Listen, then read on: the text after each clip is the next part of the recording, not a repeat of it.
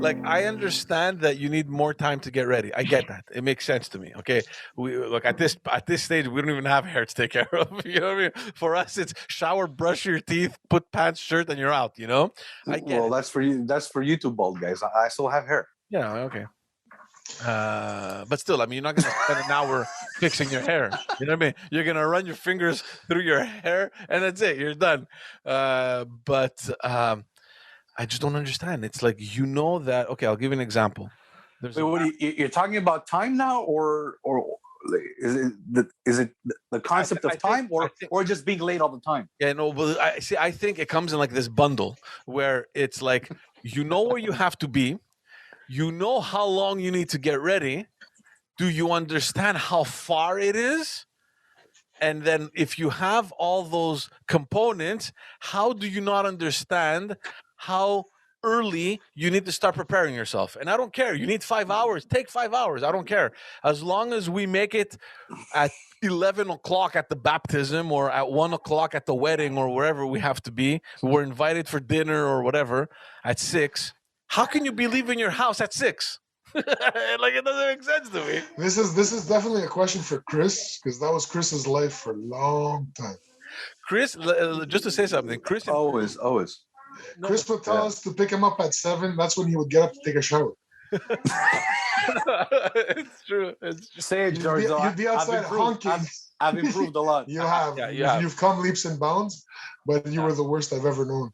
Yeah. You're outside honking, and Chris, I'm coming. He's getting in the shower. There's 7 people at his house, and he's practicing for a theater.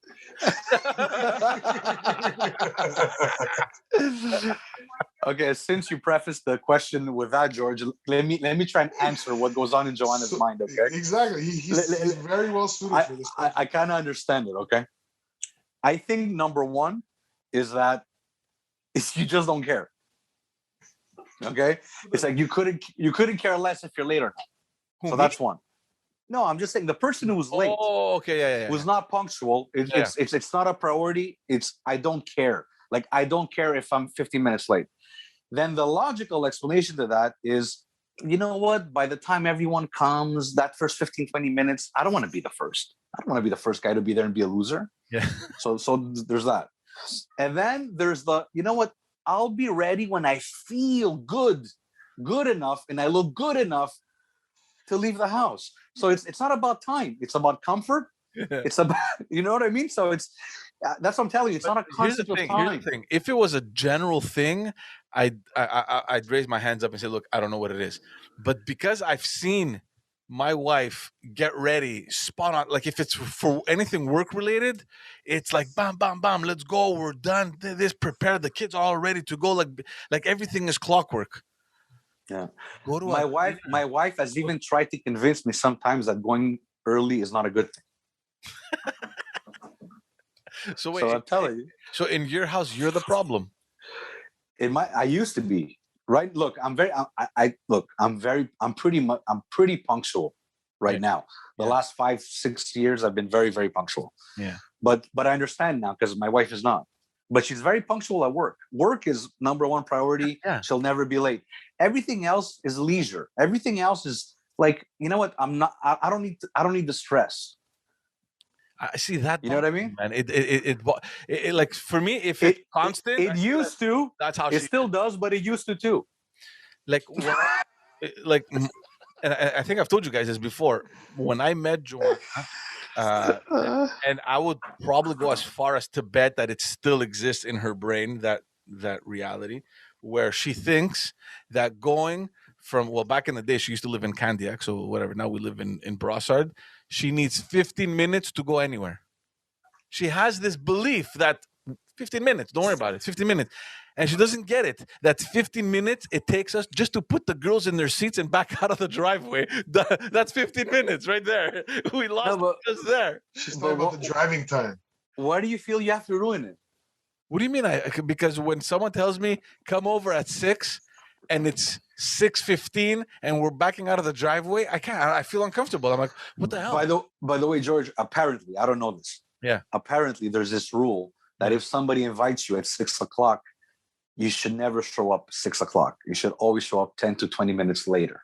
No, man, that's not right. Okay, I'm just, it's an unwritten rule. I'm saying. I don't know. I don't know about that. That's like Brazilian time, man. No, because you know what happens when you start off thinking that 15, 20 minutes were in the acceptable norm, then you push the time, forward to, okay, 6:20, 15 minutes, 20 minutes, it's acceptable. So automatically now you're at 6:45. No, but you know what?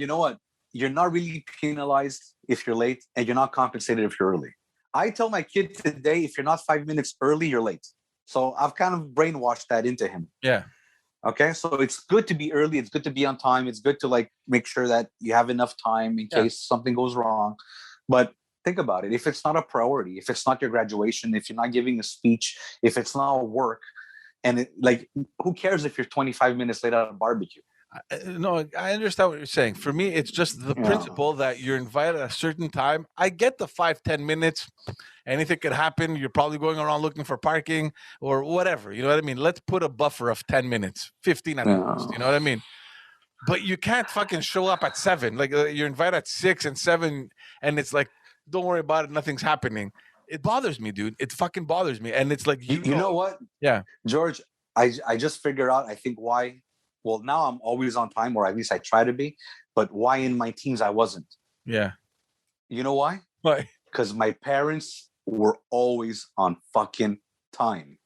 I think my dad and my mom combined, cumulative, together, have been late in all their lives at every event, maximum 6 minutes. Combined. That's the amount of time they've been late to every event of their lives together. That's how they were all. Yeah, they were always ready. 10, 15, 20 minutes before somebody came to pick them up. They were always ready. They were always always on time. So I rebelled. I think I just hated that. No, but you have to see this. There's an important thing you said, because you guys didn't have a car, so someone would always come pick you up.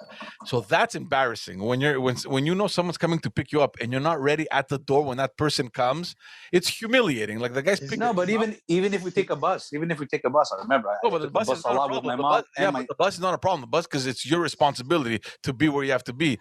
But when you're committing someone else to come and picking you up, like, you can't be late, you know what I mean? And that's where you went wrong. But that's where your parents didn't want to go wrong. So it's like, look, we got to be spot on time, you know? But I think, I don't know, man, maybe it's an education thing. I don't know. Maybe that's how they were just brought. Like, you need to be, prepared. You need to prepare yourself. I don't know. And I'm not saying I'm perfect. I wouldn't say education. I would say habits. Yeah. Like, I wouldn't say people that show up late are not educated, you know? Like, no. Like, I wouldn't say that. He's talking about the way people have been taught. Yeah.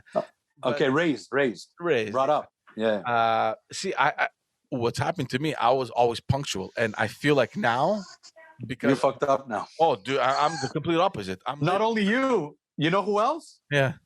Andre's late. You and Andre will bust my balls all the time. I was like the guys like 10 minutes before. Yeah. And now you've come an hour and a half late. Yeah.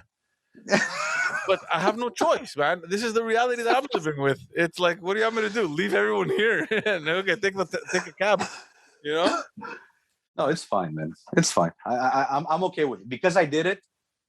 You know when I'm not okay with it? When people show up late for work or for meetings or for Zoom calls. Yeah. There's people that come late for interviews. Yeah. You know what I mean? Like that you don't do. There's people that don't show up, bro. They don't call you. There's people that don't show up at all. You're there waiting. You're like, where is it? Oh, okay. Yeah. And it's like, it just goes beyond anything that I knew growing up. It's like, so and so is waiting for you. You got to be there. You can't miss it. It's like a matter of principle, I guess. I don't know. It is. George, I know that you're always punctual. You've always been punctual. How is Cynthia? We're both very punctual. God damn, man. We're both very punctual. Like, the kids are always prepared. Everything is ready. Us, man, it feels like every time we have something to do, it's last minute. It's running around. Where are my socks? What are the girls wearing? We're so punctual. We're too early.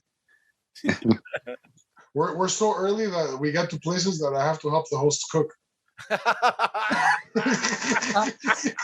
True. I might as well do something. Yeah.